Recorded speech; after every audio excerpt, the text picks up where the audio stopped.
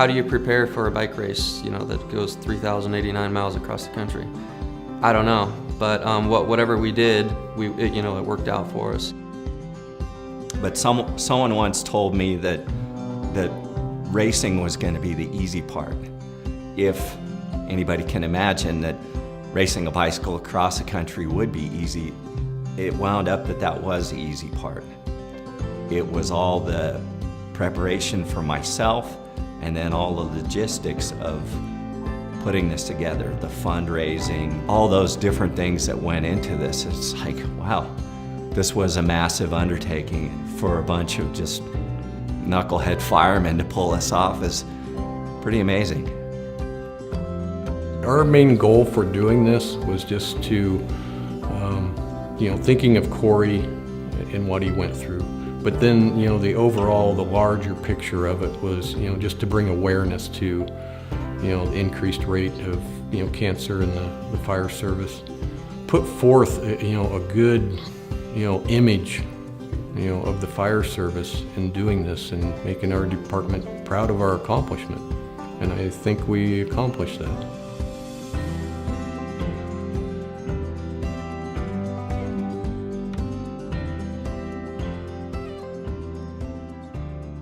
So for me, one of the biggest highlights was the 2 days in Oceanside prior to the start of the race. Just because there was so much buildup to this race for the past year and a half. We're here, this is actually happening. The meetings that we went to, the inspections, all the stuff that you attended as well. It really made this a reality. The challenge of it, the camaraderie of the crew, and bringing it all together and just facing this challenge, I think was the funnest part to me. It seemed like race day just kind of crept up on us, and there we were sitting on our bikes at the start line, and it was happening whether we were ready for it at that point or not. So what we did at the start line with the fire engine and having Corey and his family there, and I wish that Jose could have been there as well, but that was something I think the likes of Ram had never seen before. I think we did something really special with that. And then right out the gate, reality sets in of, oh yeah, that's what I came here to do. I came here to race across the country. And they're off. A team of 4 San Bernardino County firefighters began the 3,000-mile race across America today to raise awareness for a cause that's close to their hearts. They're calling attention to the high rate of cancer among professional firefighters. Well, the first day out to Borrego Springs was 88.5 miles. You start out at the beach, it's 72, nice breeze, You've got a tailwind, pushing you up the bike path, and, so you get out there, the first 10 miles, and you're just like, this is gonna be awesome. And then you start getting into the further inland, and now that cool breeze turns into humidity. For me, day one was the hardest day, by far.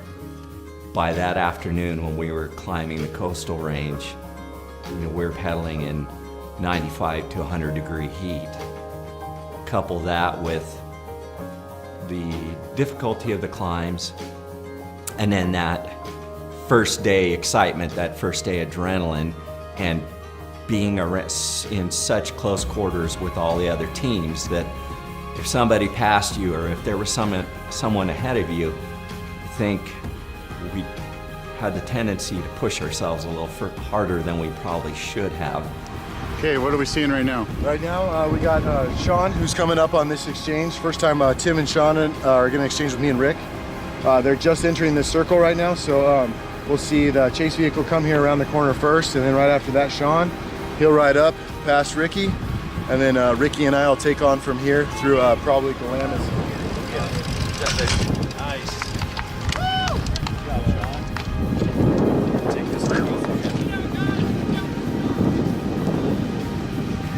By the time Tim and I got off the bikes that first day in Anza Borrego, I immediately started cramping. And I thought, oh boy, this is not good. I only have like another week to do this, and already I'm cramping. I told Rick, I said, how crazy is it that we jumped out at 116 degrees in Borrego Springs? Actually, that's what we said. And we started riding our bikes in the middle of the summer in the 116 degree heat. And, you know, I said, I don't know how that happens exactly, but I know, you know, obviously we took a lot of time to prepare, over a year to prepare, but I think it's like you have this job, you have a task at hand. You know, as firemen, paramedics, we're task oriented anyway. So for me, I was like, my job is this 4 miles. Okay, I get to rest. Oh, thank God it's cool in here. Throw some ice down my shirt and throw an ice cold rag down my neck. Okay, it's my turn again. Okay, I don't care what the next section is. This is my section. Yeah, thinking it's a little warm outside. So trying to get my stuff that keep me cool on. I got my arm coolers and another cool rag to try and keep my neck cool and stuff like that. But those guys put in some work, so I'll try and keep it going from here on out, and we'll get some more. Nice to get out there and start racing. All right, so I'm just showing you how it looks here at night when we're still in Eastern California. The field is bunched pretty well together, so we're passing riders as we're trying to catch up to our RVs. You know, so it's just nothing but blinking lights on the right side of the highway as far as you can see. I was expecting to be a kind of a slow-paced, I mean, you're following a guy on a bicycle. So you're expecting many, many hours of tedious boredom watching a guy pedal a bike. It was very fast-paced. Sean and I started the second morning, so that would have been Sunday morning, outside of Congress. It was like dead calm. It was like riding in an oven. From then on, the next couple days going through Arizona were extremely hard. I didn't realize Arizona had so much climbing, but it was strange to me in that normally I don't do well in the heat, and I felt amazing. I was doing really well after I got over that initial cramping, and I felt strong the rest of the time.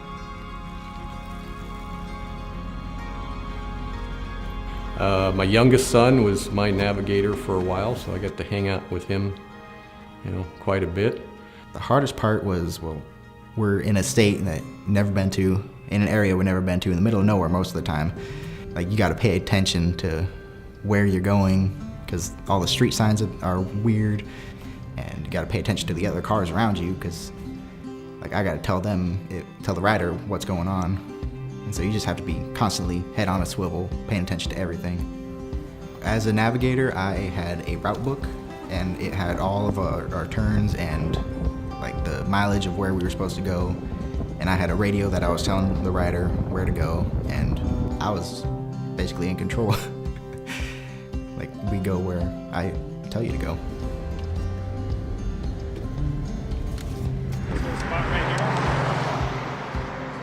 Hi, Ricky. What's going on? First ride of the day, right? First ride of the day, I get to Monument Valley, Utah. Made it to Utah. Because I'd never been to Monument Valley, and that was gorgeous. Like, I actually found myself having to make sure I rode faster just because I was cruising. I was like, oh man, look at the sights, and just, you know, I got to take a couple pictures with my dad in that area. But like, as far as sights go, you know, the Monument Valley comes to mind. Feeling good? What's that? Feeling good?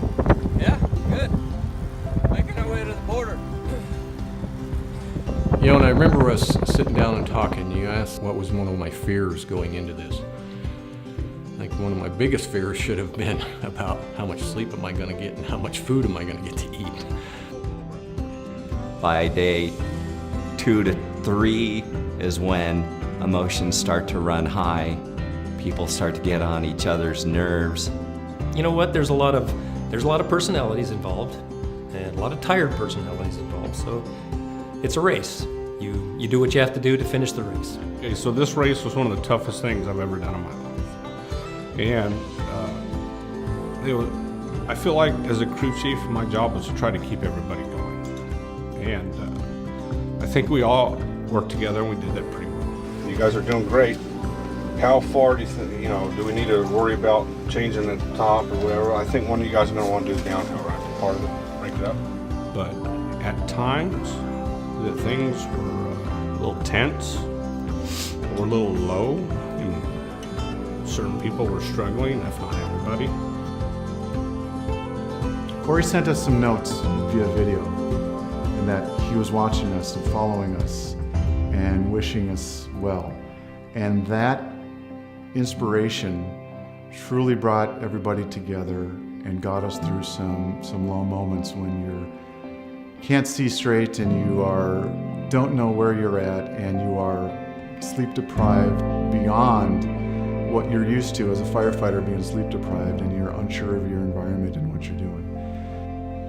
Hey guys, I just wanted to say happy Father's Day and thank you guys so much for doing this for my family and I. We couldn't thank you enough, and especially during Father's Day, I'm thinking about you guys and how you're not with your families, and you're doing this for my family. I'm praying for you guys to stay safe and keep on pedaling, drink lots of water. I can't believe the heat wave that's coming through. I love you all from the bottom of my heart, and I'm still wearing my shirt. So I'm super proud of who you guys are and what you represent. And I love you all so much. Thank you. Corey sending those videos in between that, I was like, this guy's fighting for his life.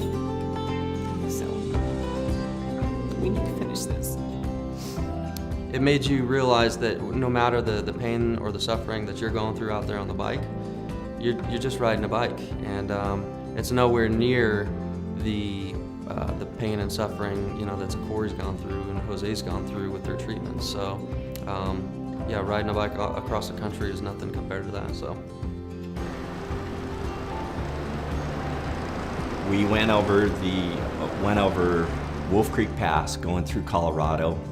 That was something that I really hoped I could experience, and it turned out that Rick and Travis ended up doing that climb. All of us wanted to climb Wolf Creek Pass. I talked to Tim actually like a day and a half early. He says, I want to climb. I was like, kind of secretly, I'm like, well, I want to climb it too, and obviously only there's a couple people that can climb it because of how it lands. And midday on the third day, okay, hey, we're going to climb this. So start getting mentally prepared for 12 miles of not fun riding. It's, climbing that steep of terrain for that long is tough on you. Your heart rate's going to scream, your legs are going to tell you to quit. After by day three, your body's just telling you to quit. Like, the only thing keeping you going is your mind. But the sad part is we didn't get to see it in the daylight. But I can remedy that by going back someday. But it was a lot of fun. It was a great experience getting to climb and go down Wolf Creek Pass. Teamwork was the teamwork and experience. Once we learned what we were doing, because none of us had done it before, the more we did it, the better we got. Just like anything else in life. I'm not gonna sugarcoat it. I felt pretty awful. Day one, not so much, just because it's everything's exciting and the race is kicking off and the adrenaline's flowing. Day two really sets in like the reality of what's happening, and you start to feel it. Start to feel the sleep deprivation. But day three, I feel fantastic. I'm probably running on a couple hours of sleep, but it's better than nothing. And as far as crew-wise goes, everything's going fantastically. I think we're going to surprise a lot of people with just how well we're going to do with this, so I couldn't be happier. I was to do the meals, provide the meals for everyone, so crew and the riders. At the beginning, I had an idea of, cooking up some meals, preparing some pre-made things. But then there was a case of, okay, we don't have room to store all this stuff, so we were just going to kind of wing it. We're going to have, grocery stores we can shop at, and we technically did. We probably shopped at every Walmart across the whole United States, I'm pretty sure. So we would just run through the aisles. We're like, okay, fruit, nuts, I still can't eat turkey because we ate so many turkey sandwiches. So that was a quick, I think we all worked well together. And I think all of our personalities in the end, we're still speaking to each other, so that's a good thing. From the start of the race up until Colorado, I was kind of having some issues shifting. And I'm climbing a hill in Colorado, and it was funny, I was shifting, my chain got bound up in the cassette, and I just like tipped over. He was going slowly up a hill, and it just, forward momentum stopped, and he fell over in the grass. We're like, oh my God, we just killed Ricky. It's like, so we all run down there, we got a bunch of paramedics and firefighters. Chain got caught up in the cassette, and it just stopped me in my tracks, and I couldn't unclip and get out, so I just fell over. But it's no big deal. We've got spare wheels, we've got extra chains. In the meantime, I'm gonna borrow Trav's extra bike, so all's well. Yeah, so we put another tire on and got the derailleur fixed up, and Travis took off, away we go. Going through the Rockies I saw deer and elk and tons of possums and raccoons and stuff like that, but it was just crazy to see all the wildlife out there. Those helped actually. Days like that when I could see, great country, oh man, that was amazing.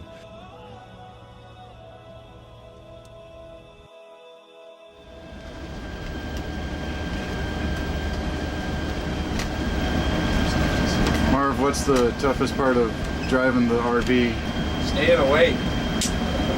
It's pretty tough doing this on just 2 or 3 hours sleep a night. What really helps is the brakes, every 80 miles or so when we switch riders, that kind of invigorates you and stuff like that. So just make it work.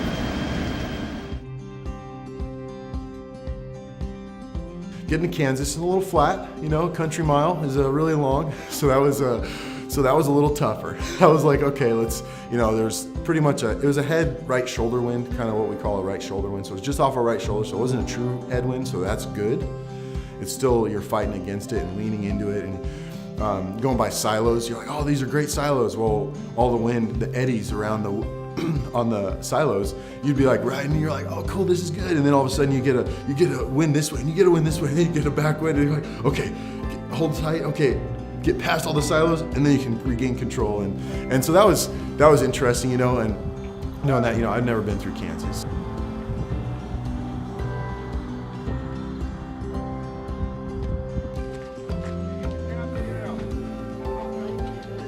Wind going this way, so it's man that headwind. But other than that, it's been like this back crosswind. It's nice. 30 miles an hour. I think what I know now that I didn't know then is how bad I can hurt. My legs are constantly sore now. I mean, if I push on them, we were talking about using a roller, I'm like, I don't know, that might hurt too much. I don't know if that would be a benefit. So what I know now compared to then is how hard I can push and keep doing it and get up time and time and keep doing it. I never dreamed that I could do that.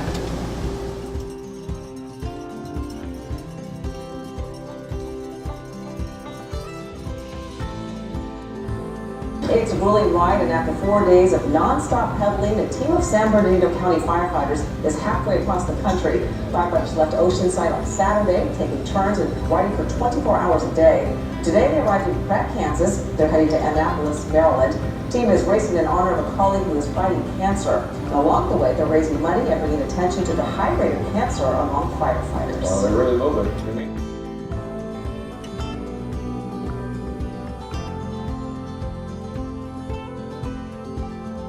Different towns across the United States, a lot of beautiful things, but one thing I'll never forget, the amount of people that came out to support us because we were firefighters. It was pretty cool.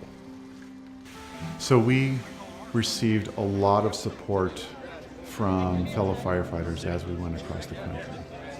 And it's surprising in a way because, personally, at a personal level, they're strangers, you've never met them. And yet it's not surprising because That sort of brotherhood is what we get into this job for. At least it's one of the reasons. And it's good to see that it sort of never goes away, no matter what time zone you're in. Yeah, thank you. Thanks for coming This out. is somewhat fun for you. It sounds like quite an endurance check. You know, it hurts. It hurts so good. I really. Funnest part to me was just the challenge of it. And stopping every once in a while and kind of thinking back about, wow, we were, 2 days ago we were in Oceanside. Now we're in Colorado. And then later down the road, stopping and thinking, man, we're in Ohio. I've ridden my bike all the way from Oceanside to Ohio. It's like, wow, It was like a series of long blinks. You'd wake up and you'd be in a different state, or half the time you wouldn't really know where you're at because you're just tired. You've just been watching the road and the riders and concentrating on what you need to do. We did get stuck in, I believe it was Tropical Storm Cindy or something like that, where we were in pouring rain for a day and a half. And I had the best time of my life.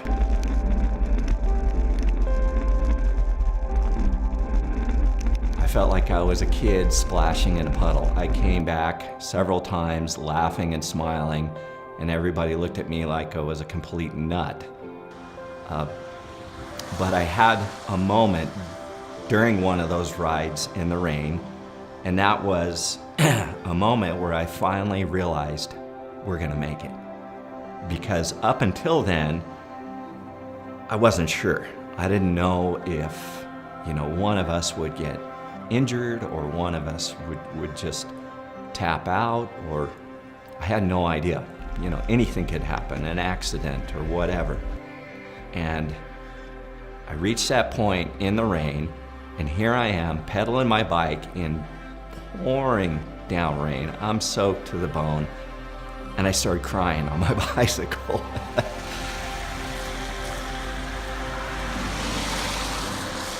Initially going, I'm like, yeah, we're gonna get over the peak in Wolf Creek Pass and we're done. And then Missouri comes and the rain and the steep rollers, and then get into Ohio and, oh, it's gonna flatten out. No, now you have the Appalachians coming, and oh, hey, we got these 4 little teeth that look like shark teeth on the map. Wait, they're 1.5 miles each, and there's 4 of them in like 45 or 50 miles, Our first goal was to complete it.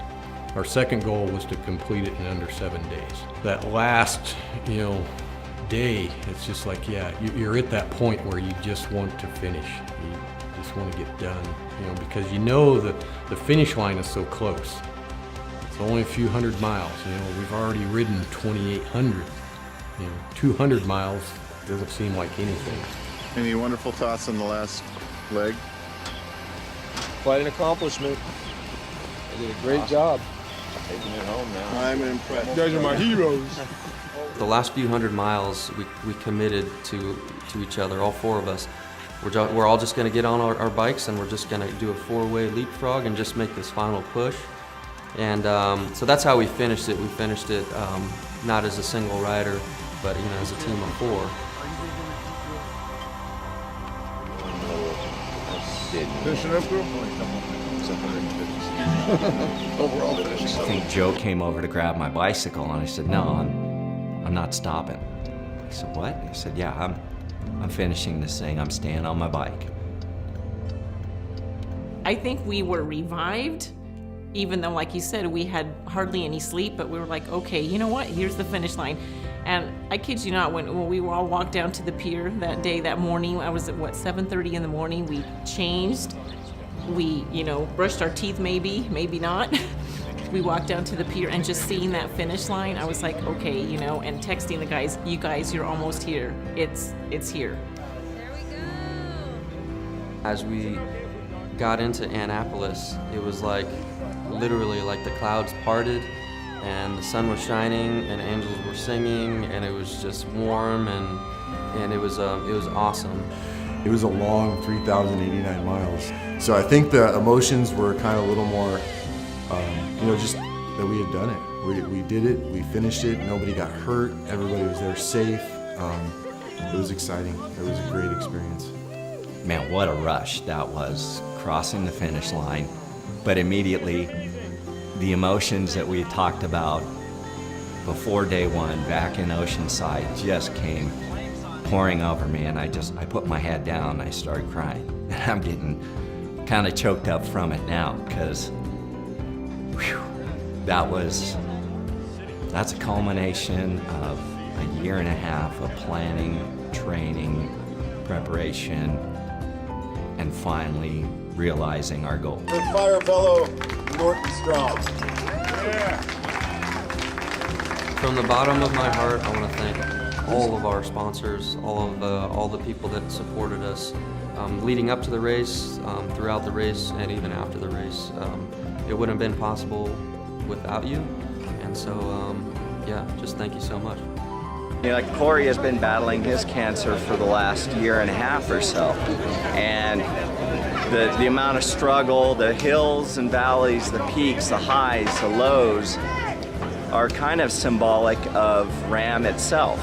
All the highs and lows emotionally, physically, and then the peaks, all the mountains that we climb, the valleys, being on the desert floor, the temperature highs, the temperature lows.